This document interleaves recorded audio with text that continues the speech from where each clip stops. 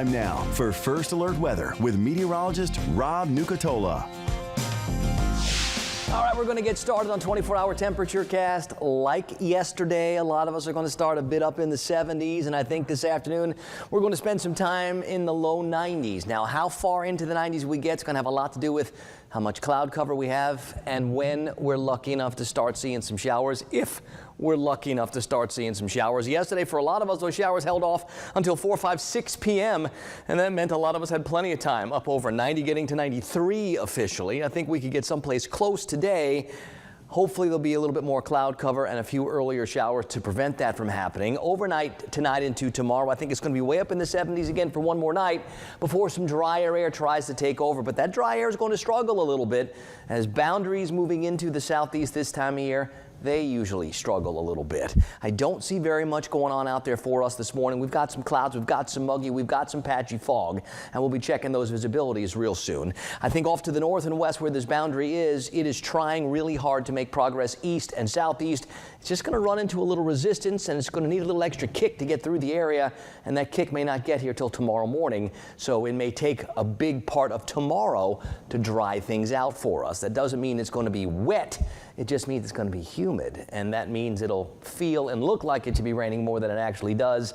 So maybe like a 24-hour period of unsettled is in our forecast. We're at 72 right now in Tallahassee. We're at 73 in Valdosta. It's 70 in Thomasville. Dew point numbers right around 70, so it's warm, it's muggy, it's just like it's been, and there's no real breeze to stir things up. We'll find most of the temperatures someplace between 70 and 74. Apalachicola is the warm spot at 78. Dothan, Alabama, pretty warm at 77 this morning. Now, a little breeze is trying from the south, generally less than 9 miles per hour.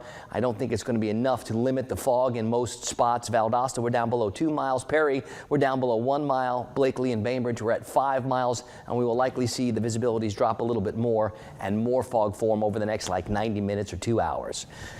Here's what we've got on the local version of the satellite radar composite. Maybe a few clouds, that's all. We widen out the view. We can see those showers lining up to the north and west, and they will try to hold together and move east. Now, there's not a lot of upper level energy or support to really supplement our shower chances, but the boundary itself and all the warm, humid, unstable air, that should be enough. The problem is this boundary is trying to get here. It may need a little kick from some of the drier air behind it to shoo through the area, and that may not happen until tomorrow. So while the boundary gets closer, maybe it squeezes the air a little bit and lifts things, so we get a couple of showers later on today. But by no means are we expecting any kind of widespread big-time soaker. Some spots lucky enough to get a few showers could get a decent downpour, but that's probably what we're looking at. And Futurecast is really backing off some of those rain chances for later today and tonight. I think we'll get some, but I don't think we're talking everybody gets wet or big-time rains here. And then by tomorrow morning, 9, 10 o'clock, those arrows start to turn more from the north and west. So that's when we start to bring in some of the drier air.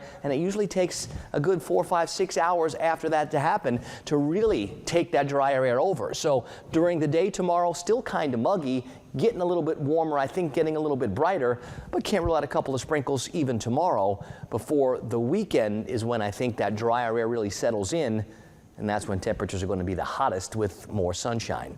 All right, let's check the tropics. We're at that point in the year. So far, so good. Lots of quiet. Now, some of the longer range computers, and you might see this on social media someplace, are hinting at maybe some development someplace for the Caribbean or the Gulf down the road, maybe a week, week and a half from now. That's way too far out in advance. Yes, we'll keep our eyes on it and break it down for you, but no, there's nothing to get excited about. Not yet. On the Gulf today, winds out of the south and southwest 5 to 15, seas 1 to 3 feet. Not bad for the boaters, a little bit more breezy than it was yesterday. More muggy this morning with some of that patchy fog. We're talking 70s. I'll bump the rain chances to 50 or 60%. I still don't think everybody gets wet, and a lot of us are going to spend time in the 90s today. The showers will eventually fizzle. We'll call it mostly cloudy tonight. I think we start kind of muggy tomorrow, but as we go through the day tomorrow, here comes the drier air, and look where those temperatures go this weekend. Middle 90s at least for high temperatures and limited rain chances.